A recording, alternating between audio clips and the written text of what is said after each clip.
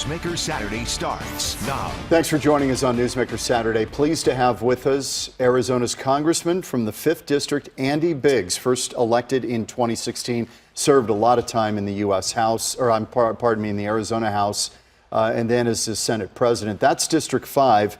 I'll break it down for you. It's most of the East Valley, covering most of Mesa, Chandler, all of Queen Creek, and your hometown of Gilbert. Welcome back to the program. Good to see you. Thanks, John. It's great to be with you. This has been a remarkable week. I want to show some sound first and get your take on it from Attorney General William Barr. He was asked, he was really not there to talk about this, right, but everything in a budget hearing about budgetary issues turned into a thing on the Mueller probe. Right. And when asked about how that all started and what went on in 2016 in the Trump campaign, this is what our Attorney General said. I think spying did occur. Yes, I think spying did occur.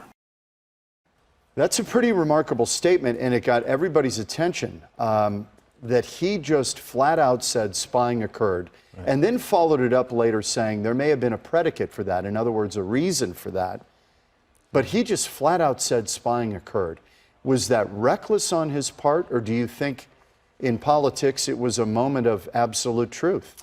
Well, it's a moment of clarity, but I mean, it's not surprising because we've known for a year that of the Carter Page spying that took place.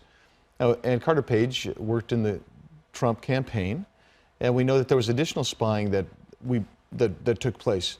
We know that there was a FISA warrant issued, and spying really, it may be a loaded term, but all it simply means is there was surreptitious gathering of information. And that's what he's saying. You know, somebody was gathering information.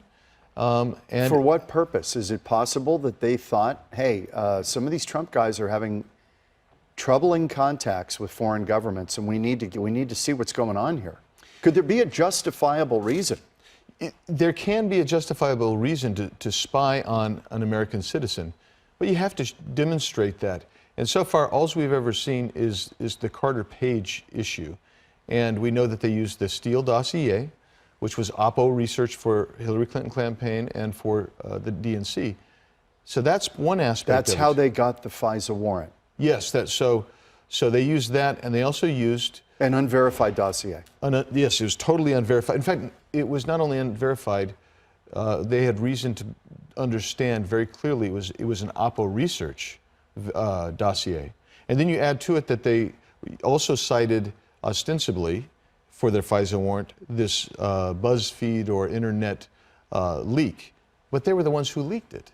So that gets to be this. Let me ask you, I'm trying to go back to 2016, yeah, and you were in the middle of a campaign then. At that point, when all this was going on, it looked like Hillary Clinton was going to win the election. Everybody thought so. Right. The polling was overwhelming that she was going to win.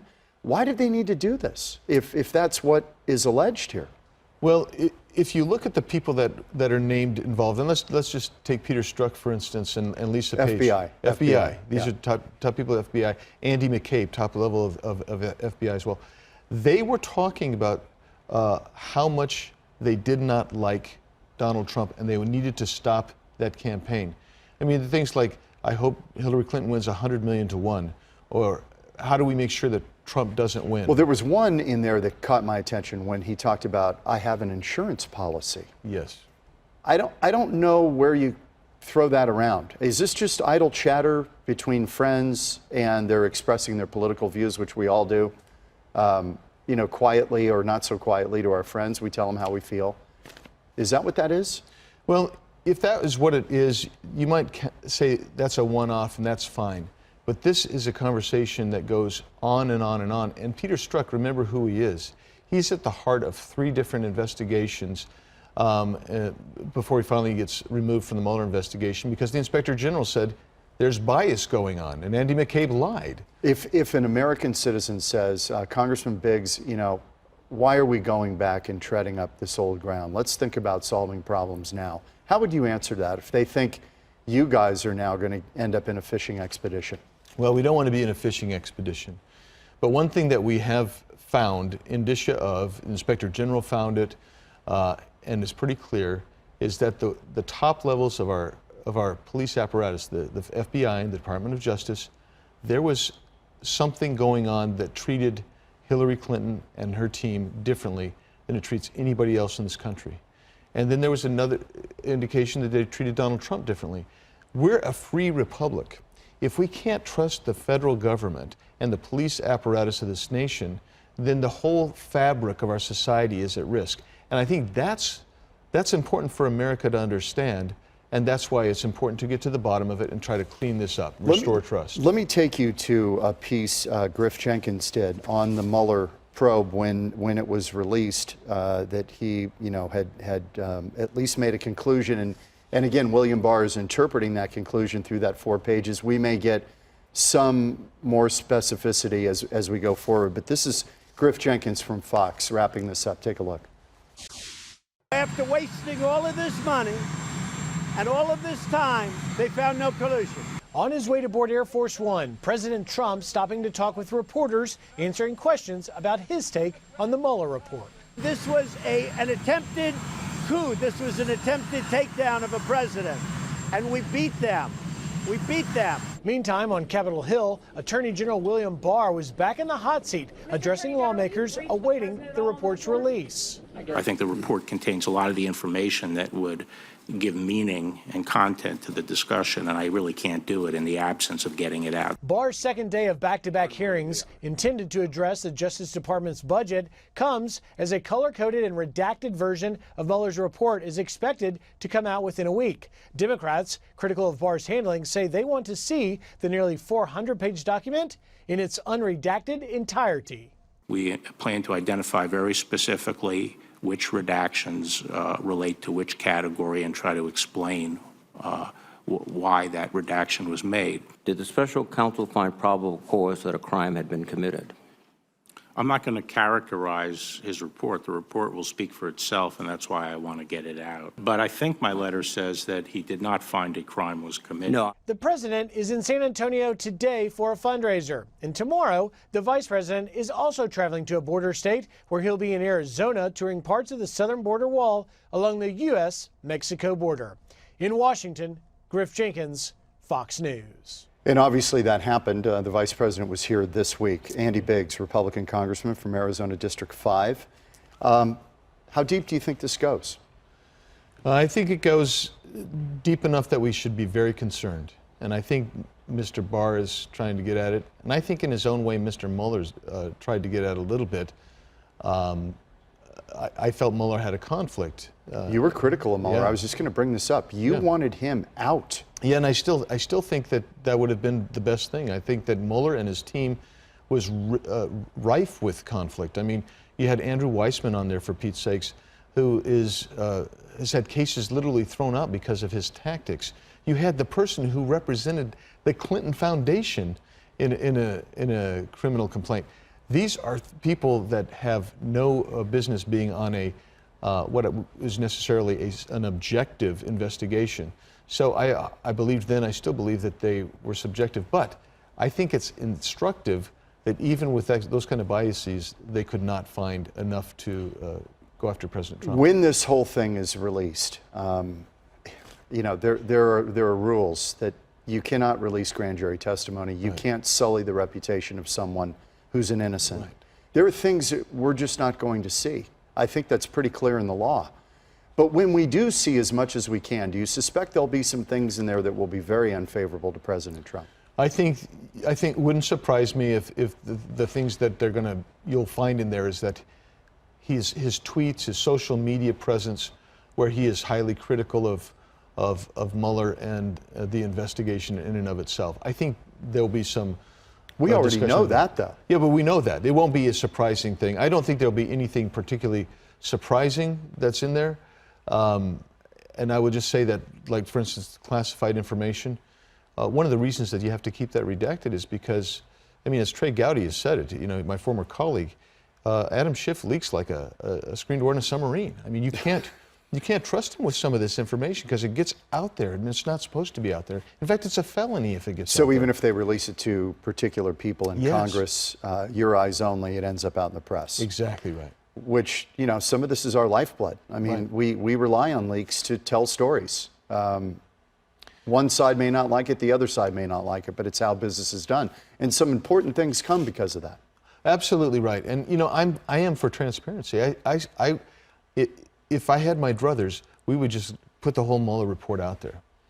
Really? Yeah, but I know that we've got some issues, and so when we look at the redactions, some of the things that have been redacted since I've been in Congress that I received, and they were later unredacted, we found out that the agencies like the Strux and these people, they were claiming that it was national security. It turns out it wasn't national security, it was just to prevent embarrassment. And that's what we saw before.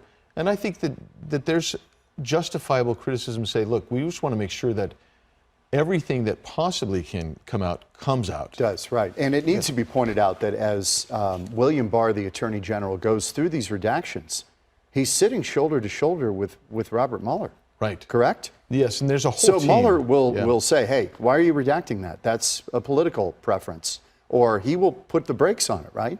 Well, the final say is going to come to Attorney General Barr. But believe me, it isn't just Barr and Mueller. There's a whole team of experts in this area of the law that are reading this now. How much of your time is taken up thinking and talking about this stuff in Congress? Because there are pressing issues, and we're going to get to the border here in the second part of the program. I don't know if we've got a more pressing issue right now, but that's one of them. How much of this is sucking the oxygen out of the room in Washington? Well, it's disproportionately high, I think. But my colleagues on the other side of the aisle, many of them my friends, they're kind of stuck in neutral on this, and they don't want to get off it. And it's rightly so, I think, in a certain aspect of it, in that they want to get to the bottom of it. We want to get to the bottom. We think that it's been resolved. But we also know that there was some issues at the very highest levels dealing with some previous Do issues. Democrats tell you privately they think that could have gone on as well? Do they say, you know what, there may be something there? These guys may have overstepped their bounds, talking about the FBI, intelligence agencies. I mean, it has happened before. The Hoover, J. Edgar Hoover was, you know, he did a lot of nasty stuff. It's not like this is unprecedented. Right. They will tell you that, they will tell me that. I don't think they'll tell you that, but they will tell me that, but they will justify it because there's Trump a lot had to be stopped? Trump had to be stopped, number one. Number two, Do they have a point? well, That they saw him as a national security threat, a threat to the United States of America, and he had to be stopped. no, they don't have a point because what was that based upon? It was based upon a salacious, unverified dossier written by a guy who writes opposition research in campaigns. And it was just salacious and quite frankly, it was made up whole cloth. When we come back with Congressman Andy Biggs, we're going to talk about the border situation. Can we call it a crisis? Are Yes. your colleagues on the left, are they calling it a crisis now? Some are. Some are. Some Has are. that changed in the last Yes. month or so? That has Yes. changed. Yeah. We're going to talk about that, the border situation, and the president announcing on Friday that he may want to send Central American migrants, if certain states won't take them, he'll send them to sanctuary states. We're in some wild times. Back with Congressman Andy Biggs in a moment on Newsmaker Saturday.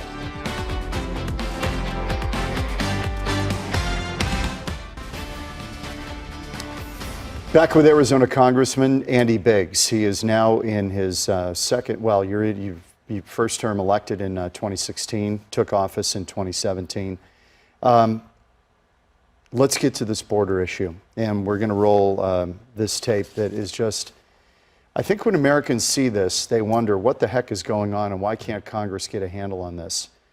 It's pretty clear that while there are some people maybe with valid asylum claims in this crowd, there's a lot of freewheeling going on here and people coming simply for economic opportunity. You can't blame them. Things are horrible in their own home country, be it Venezuela, Guatemala, El Salvador, wherever it may be.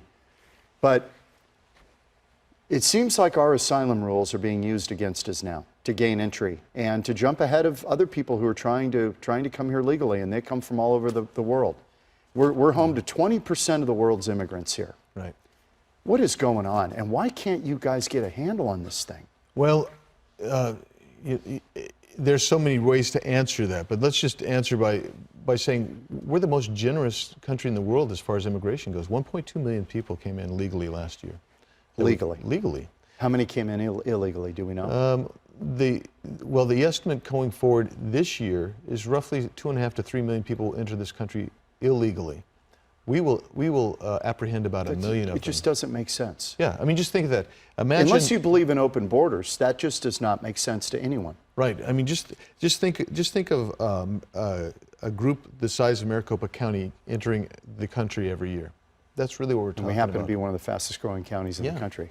Yeah. So when we look at it, can we solve this problem? Until about 2-3 weeks ago, I could not get anybody, any of my colleagues on the other side, to even really acknowledge that there was a problem, that it was an emergency. It was to them, it was a manufactured crisis, manufactured emergency, being done for political purposes. He's trying to keep a campaign promise. Instead of saying, look, let's see if there really is a problem on the border. And so you start getting Border Patrol and you start getting ICE. They want to abolish ICE. There's still a significant number of my colleagues that want to abolish ICE still. So when people say, can you get together? I think the hopes for it is yeah, I hope we can, but my optimism for it is Tom O'Halloran said in that very chair a couple of weeks ago, your colleague, Arizona Congressman, Democrat, he said, let me give you the real answer. No one wants to solve it from either side because politically it's great for each party. That is really a cynical view. Yeah, I'm not that cynical. But he's being honest. He's being dead honest, I think. And I think my perception is, first of all, let's admit, there's a lot of politics that goes into this. And it takes courageous people to speak out and take a hard stance. But some of the things that we're asking for that we recognize as problems, they're really not that difficult, but for the political issue. Because, I mean, building a wall, who doesn't recognize that building a wall works? I mean, we know that a wall works. And we're not talking now about a contiguous wall. We know that that doesn't make sense in many parts of the border. Exactly.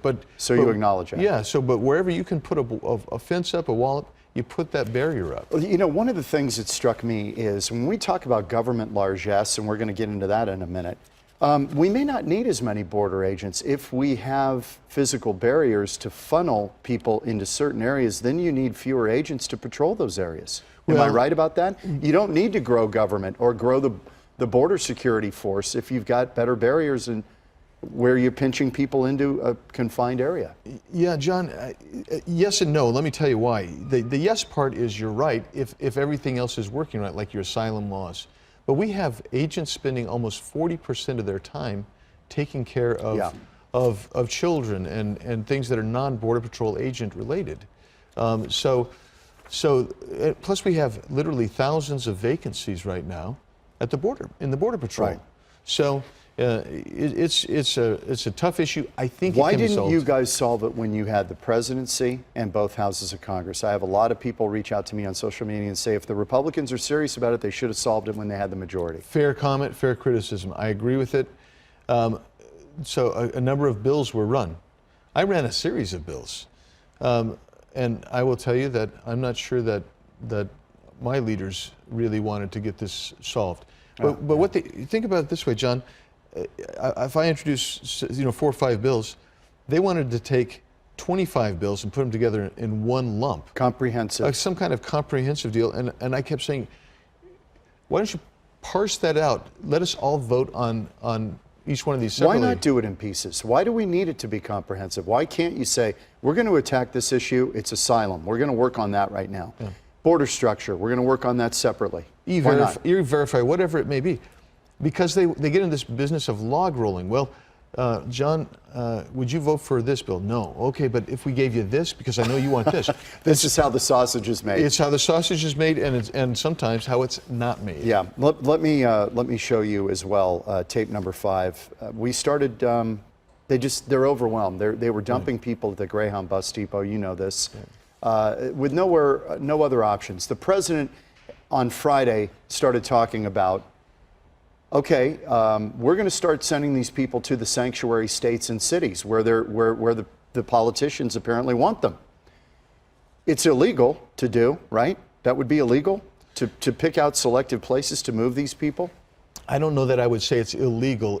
It would be not wouldn't be the normal practice, that's for sure. Okay. But I think they could do it.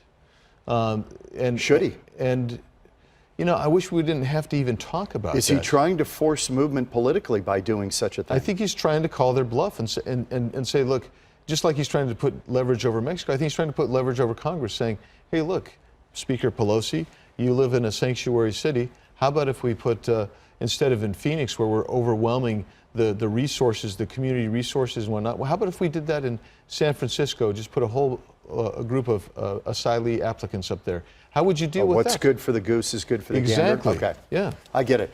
On your page, I want to show this because this is a story nobody talks about. On your page, right at the top, is a national debt clock. We are nearing, well, we just hit it. We just hit it since I've been on the air. It was 21.9, now it's 22 trillion. Yeah.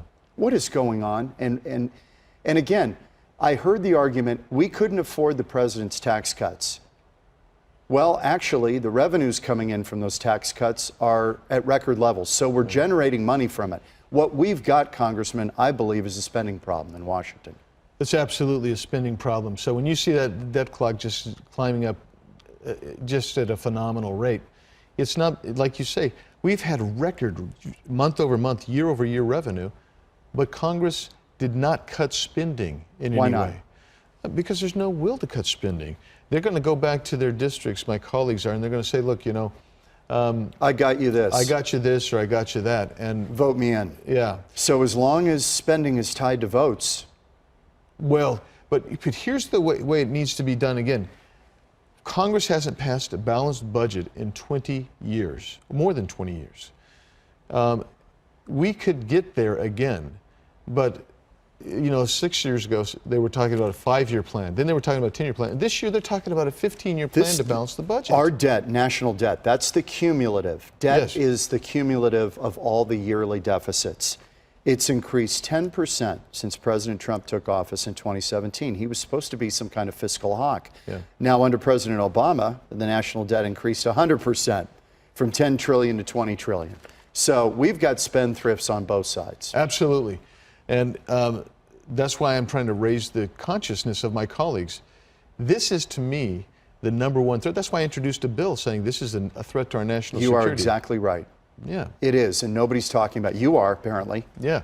And so I introduced it a year ago. I got 12 co-sponsors, I think it was, maybe 12, 15. This year, over 50.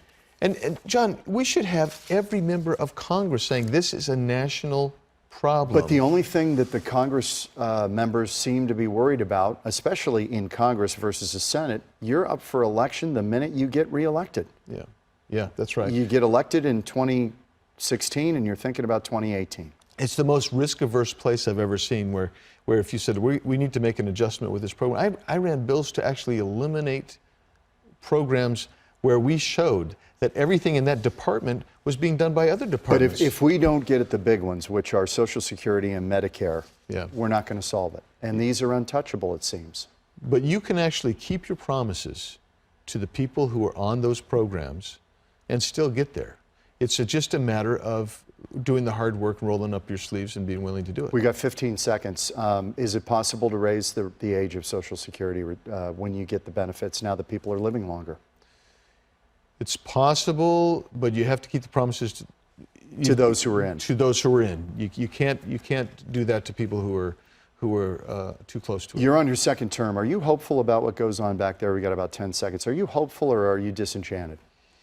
I'm a little of both. It's worse than I ever thought it would be, but I'm also an optimist. I believe that if we get enough people, we can turn it around. Thank you, Congressman. Thanks, John. It's great to see you again, to see you. and I appreciate it. Come back, please. Thank you. We will see you in just a moment. We'll say goodbye on Newsmaker Saturday. Thank you, Congressman Biggs. We appreciate your time. Back in a moment.